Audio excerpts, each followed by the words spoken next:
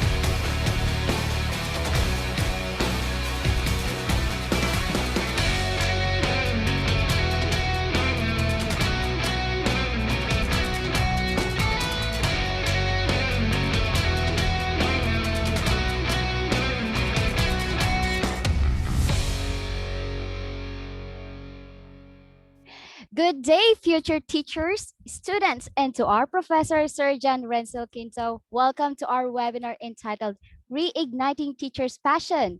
Your ability to influence the world for good is incalculable.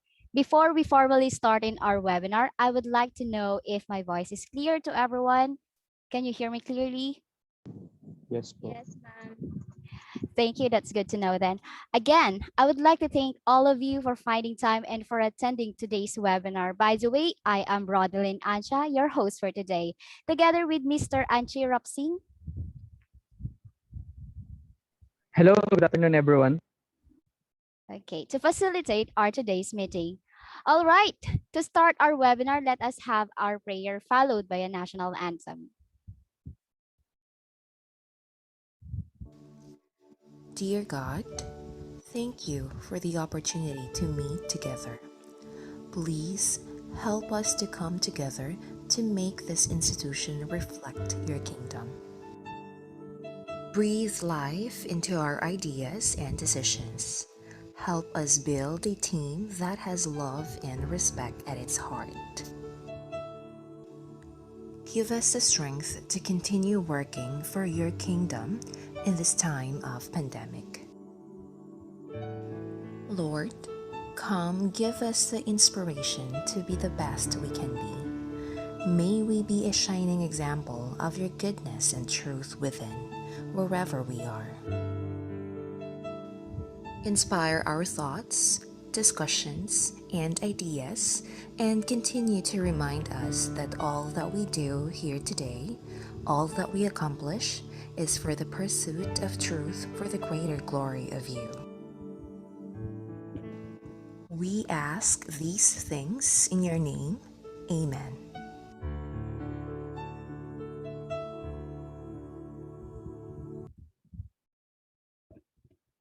Mga kababayan, ang pambansang awit ng Pilipinas.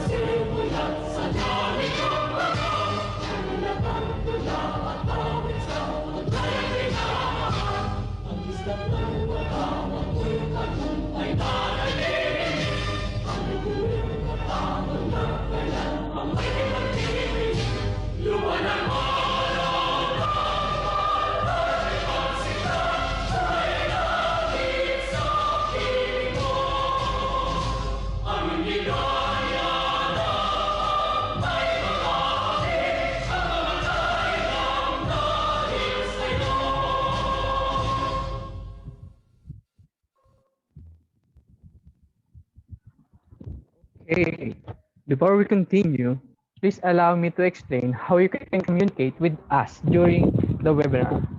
If you have a question during the presentation, just use the chat box. Ms. Ancha will monitor and record the questions, after which we will have a short break after the presentation with our speaker for our question and answer. Our top line objectives for this webinar entitled Reigniting Teachers' Passion will be: who are teachers? Why is passion important for teachers? Why do teachers lose passion for teaching? And the last one is how to bring back the sparks in teaching. Without further ado, let me introduce our first subject matter expert this afternoon to discuss the first three top line objectives for Reigniting Teachers' Passion. She is a fourth-year student of Global Reciprocal Colleges, taking up a Bachelor of Secondary Education major in English. Let us welcome Miss Catherine Relucio. And thank you so much to our moderators for today. And of course, good afternoon, everyone. So for today's webinar, we are hoping to and and it is to reignite the passion of the teacher in teaching. Okay, this is a very timely topic since we are in this means of the global pandemic, and that we all know that teachers are feeling incarcerated, stuck with the paperwork, and sometimes the teacher's motivation was just to see their children smiles, right? And hear their laughs, and how they prepare the interaction per se, right?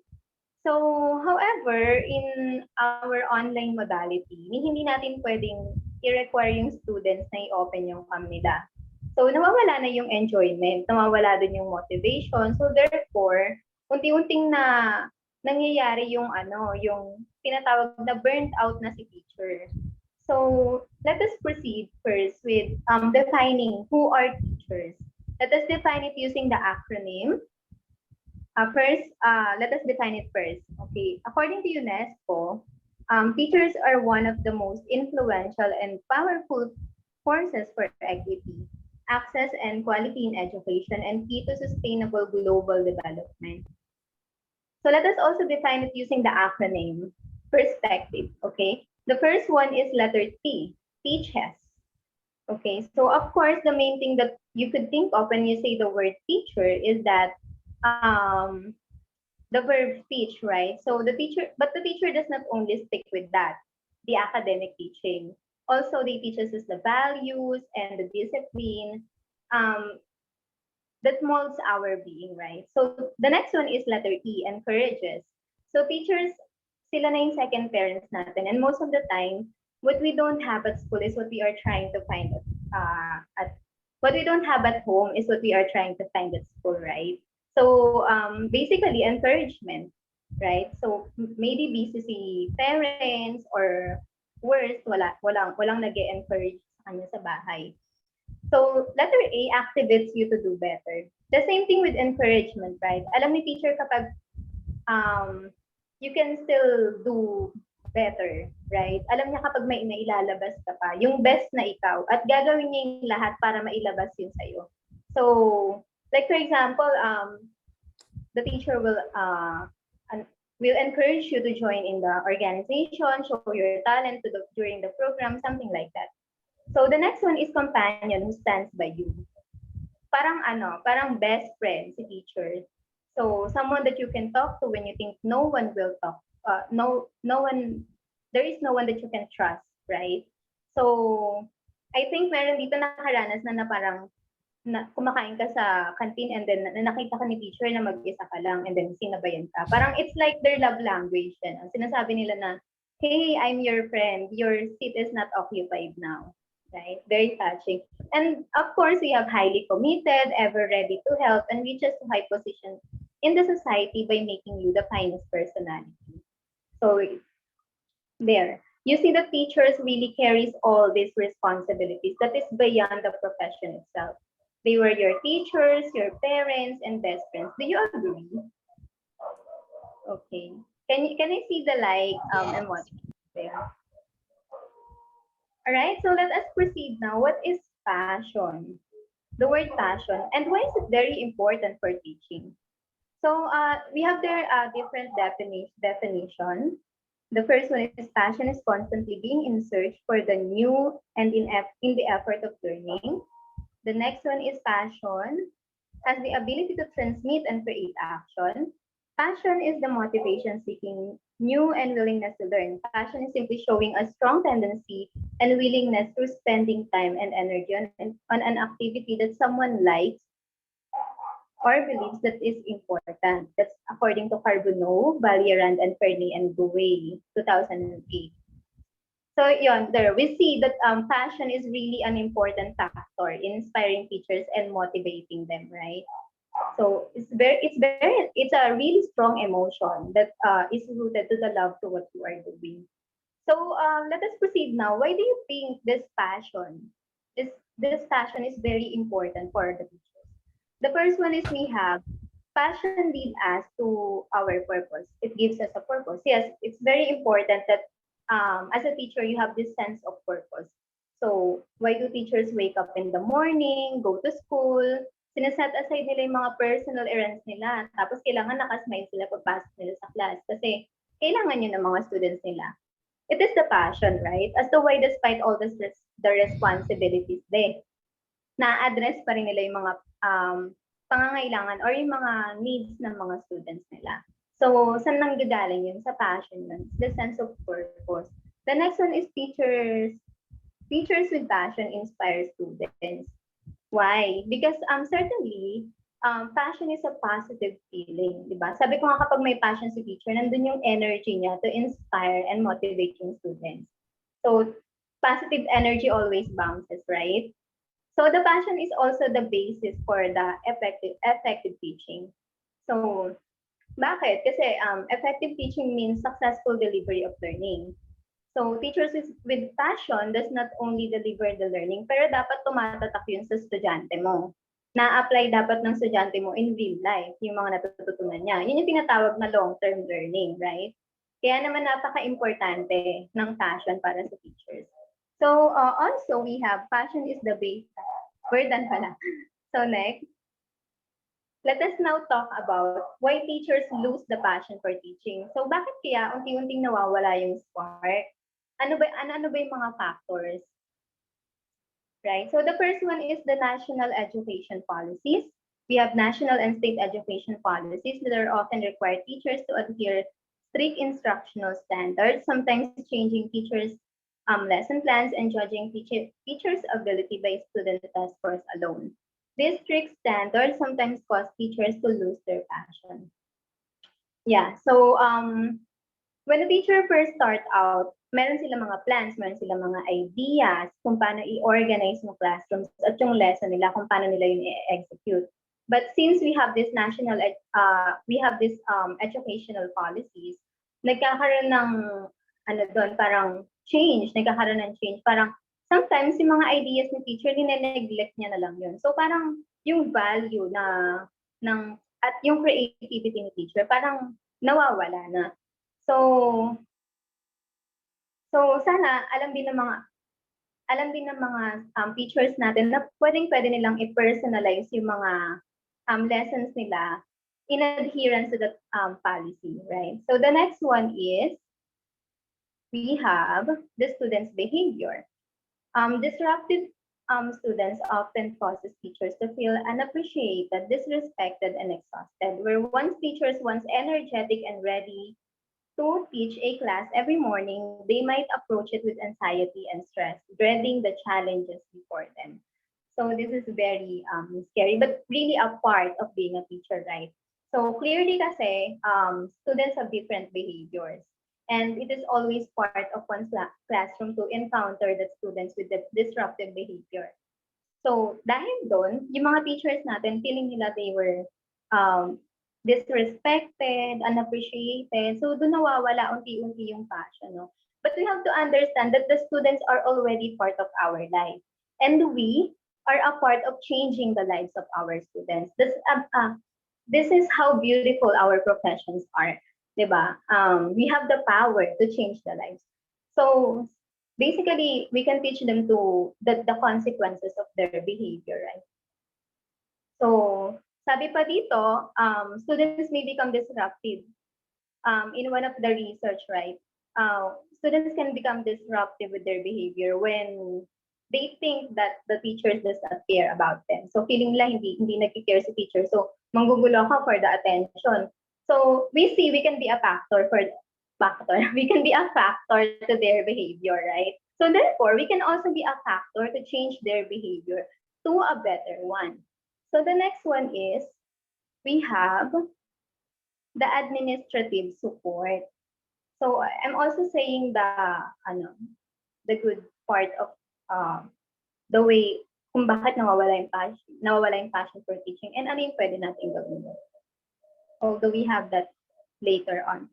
So we have this the teachers must not only establish good relationship with their students, yes, but also with their fellow teachers and administrators. Needless to say, it's essential to be people person to effectively teach and interact in other school. So we have this millennial term before that I just want to share something about this. No? When I was in high school, meron ako mga kaklase na meron silang sinasabing toxic faculty. So parang that's a millennial term sa amin dati na parang pag may issue sa faculty, paglabas namin mismo ng faculty, nasasabi namin yung salitang toxic faculty, something like that. So I'm not sure if other teachers were really aware about that. So in order to avoid this kind of relationship, since one of the factors of losing passion, di ba, is this one, the administrative support. We might want to establish a good communication instead of making rumors. We might want to, communicate with each other kasi we don't know kung ano yung pinagdadaanan ng ibang teachers, co-teachers natin, di ba, like that. So, of course, to be able to have an administrative support as well, a teacher must be aware of their behavior, no? It's a give and take relationship kasi, kaya nga sabi di ba nila, you must be a people person. Or maybe we can say that dapat alam mo yung salitang pakikisama, right? Or by knowing, of course, how to be humble and respect your co-teachers, so the other part of the other stakeholders of the school, right? So the next one is we have the parental demand. There, the next one, yeah. So dealing with high parental expectations is a major source of stress for many teachers and often lead them to feel unappreciated or frustrated. Teachers understand the challenges of managing classrooms and might feel that they are all doing all they can in the face of widespread destruction. So I have a hard time reading. So especially today, no, we are in the online setup. So yung pressure ay nandun kasi naririnig ng parents din, hindi lang ni students yung tinuturo mo. So yon, so maririnig din nila yon. So as a teacher, masakit para sa atin na marinig sa parents na hindi effective yung method mo, hindi enough yung tinuturo mo para matulungan yung anak ko na di ba, matuto. So the same with the first one that I've discussed a while ago. Kapag nakaka-receive ng poor grade, di ba, parang ang bagsak agad ay kay teacher. So why is it one of the factors? Well, alam naman natin that teachers are just a human being. Nagkakamali. Hindi perfect. So yung mga expectation ni parents, nag-iiba-iba yan. So pag hindi na-meet ni teacher yun, it ends up na pwede siyang ma-frustrate or something. And yun nga, hanggang sa maaaring mawala na din yung unti-unting manghina yung passion ni teacher sa teaching. So, yun lang. I hope na marami akong na-share at na-explain about this topic. So, this is just a foundation, no? Para malaman natin kung paano ba mababalik yung spark na yun. So, let us call on the moderator. Okay, what a very essential discussion, Ms. Relucio. And I hope na ang ating mga manonood ay marami natutunan and realizing a lot about this topic. Kung meron po silang katanungan, just comment down below regarding sa topic ni Ma'am Relucio. Okay, we are now going to proceed to our fourth top line objective of the Reigniting the Teacher's Passion. How to bring back the spark in teaching. This will be discussed by our very own Mr. Daryll Miano, also a fourth-year student of Global Reciprocal Colleges taking Bachelor of Secondary Education major in English. Mr. Miano. Thank you, Mr. Rapsing.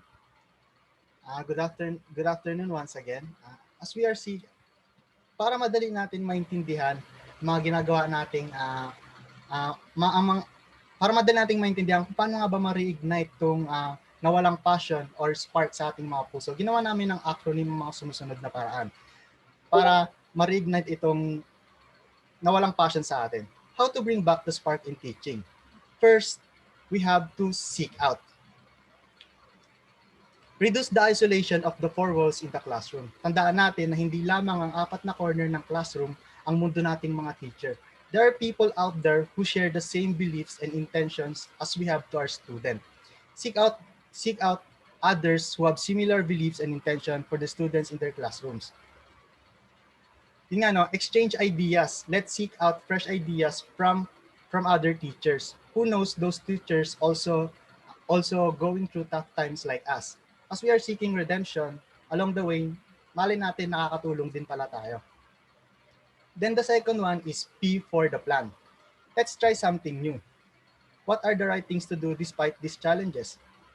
If the normal routine kind of make the teaching dull or boring, why don't we try something different? Sabi nga dito, be daring. Have the students be the teacher. Blast music from boombox or wear something unusual to get their attention. Then the third one is A. Ask yourself. Ask yourself. Discovering yourself is work itself. So you have to have genuine dedication to successfully achieve it. Sometimes the pressure and hassle of life tends to overwhelm our feelings and make us, lose our passion we used to have. Tanungin natin sa sarili natin, is this struggle enough to make us lose the passion or to make us lose the love on doing what we are doing now? Then try to re-examine our vocation. Balik tayo sa simula. Let's contemplate on the first day we decided to pursue this profession. Let's think once again the eagerness we felt in the beginning. Ano nga ba 'yon? I believe most of us ay yung makapag-share tayo ng knowledge dun sa mga estudyante. Pero minsan along the way naapektuhan ito. Minsan nawawala yung eagerness natin or yung passion makapag-share. Nawala yung excitement. Yun yung nakakatakot doon. Mawala yung excitement sa puso natin. Minsan ang nagiging motivation na lang natin ay yung umabot tayo sa kinsenas at katapusan. Yung sweldo, sino nga bang hindi naghihintay doon, di ba? Pero mali yun na lang yung nagiging yung motivation natin. Nawawala na yung kung bakit nga ba natin kinukuha yun. Kung bakit nga ba natin kinuha yung profession na to. But ang maganda dito, pwede nating balikan yung simula. Kung bakit nga ba ito yung kinuha natin. Balik tayo sa simula. Alalahanin ulit natin kung yung mga simula na excited tayo sa pagkuha ng bokasyon na ito. Then keep the fire lit. Aside from contemplating the first time we pursue this profession, why don't we try to remember the good memories na napagdaanan natin sa pagtuturo? If there are stressful memories that knock us down, I'm pretty sure na meron ding magagandang mga memories na napagdaanan natin sa journey na ito. If you feel yourself losing the spark and struggling to maintain your passion, just think back to all the times where your student finally solved a problem. Naalala nyo na yung isipin ulit natin, alalahanin ulit natin yung pakiramdam, yung mga panahon na natututo yung mga estudyante sa atin, yung fulfillment sa puso natin, yung pakiramdam na, uy, grabe, may natutunan siya sa akin. Madadala niya yun madadala niya yun sa buhay niya hanggang sa ma-promote pa siya sa pag-aaral niya.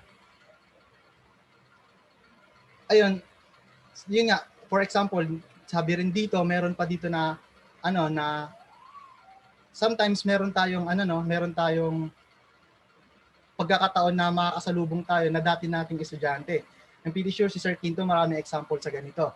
Na yung magpapasalamat sa atin kasi dahil dun sa magandang naging ambag natin sa buhay nila. Then yung huli ay share. Magandang halimbawa dito yung ginagawa ni Sir Quinto. Yung pag-share nung experience niya sa pagtuturo, good and bad.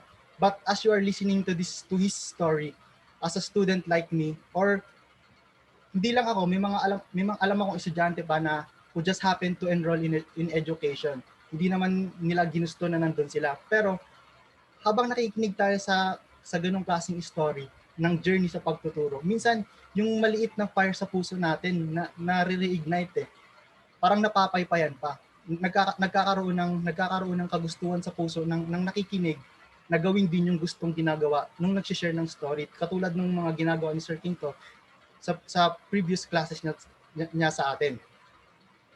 Then yun, share your story, perhaps someone will try to do the same. Now I'm going to share you a short video that I believe will help you igniting that fire within you.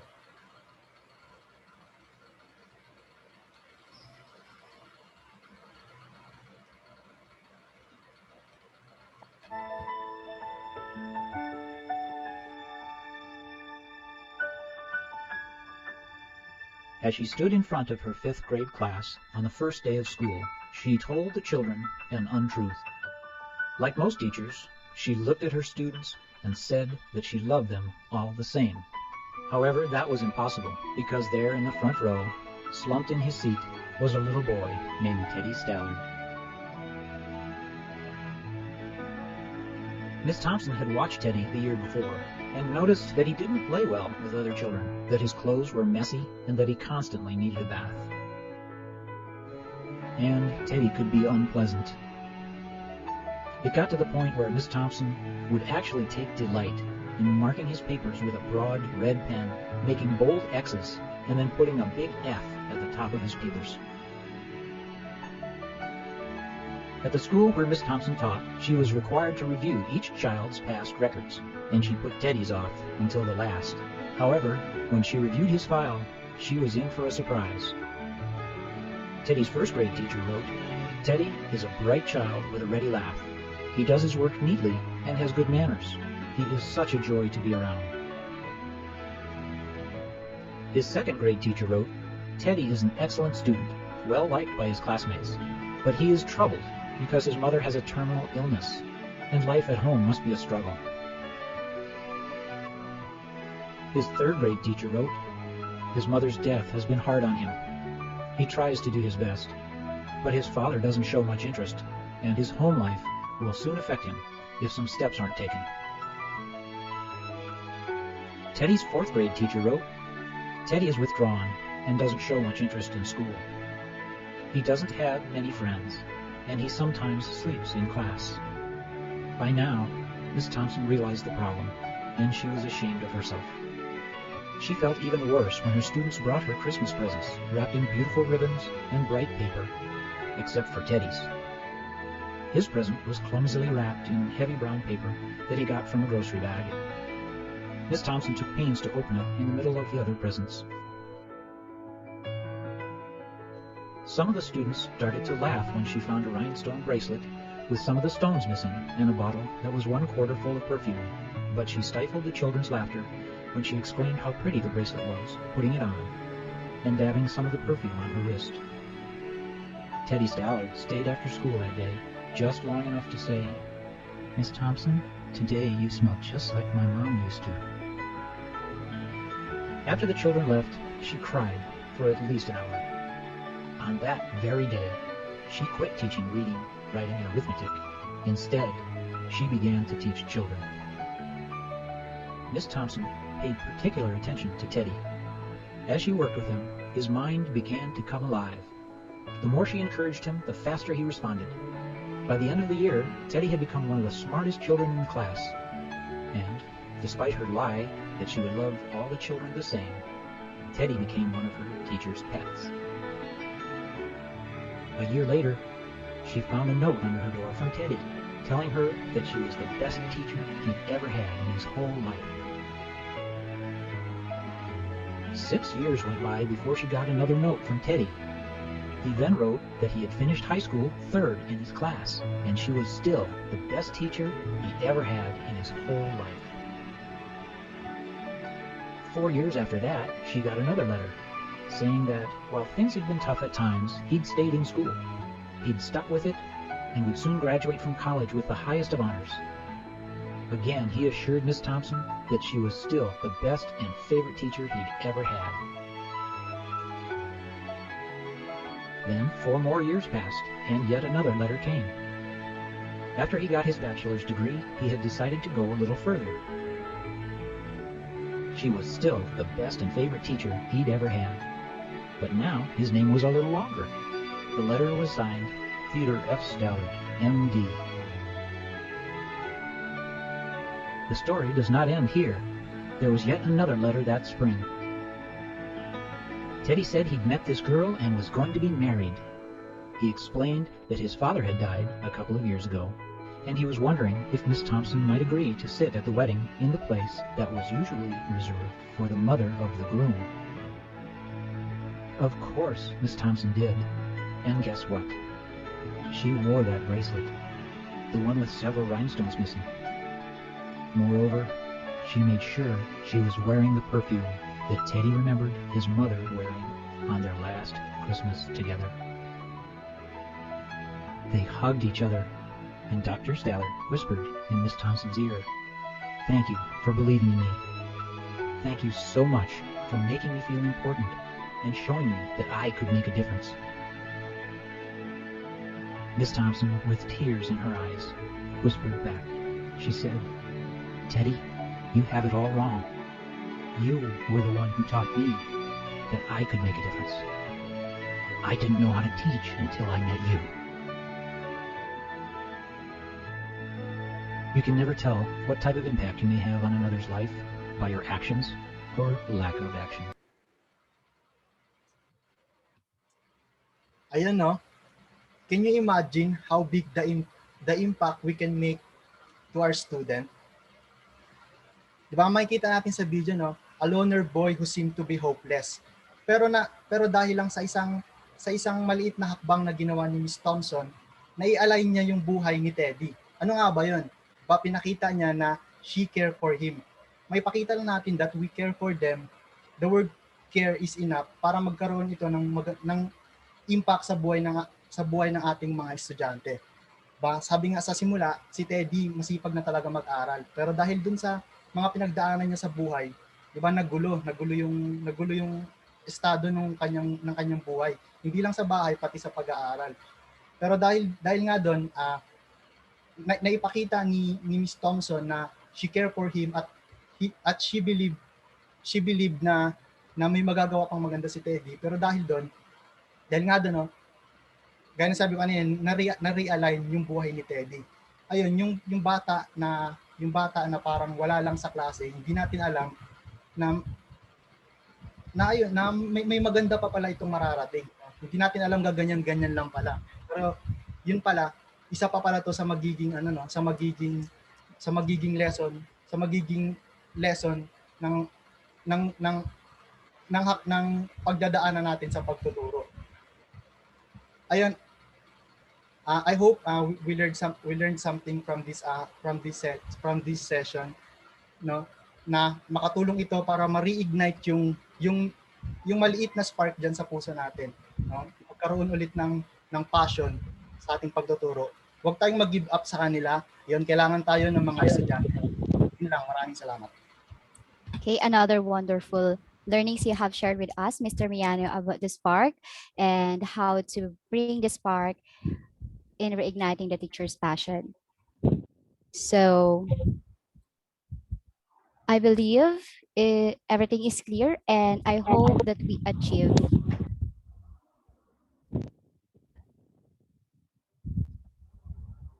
Okay, so again, we would like to thank everyone for participating in today's webinar. I also would like to thank God, first of all, for guiding the coordinators and webinar members. And to our professor, Mr. Quinto, for giving us the opportunity and conducting this webinar.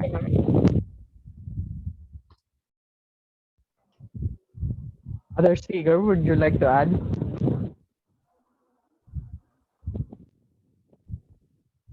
Thank you so much. Okay, all right then. We hope to see you again next time. Thank you.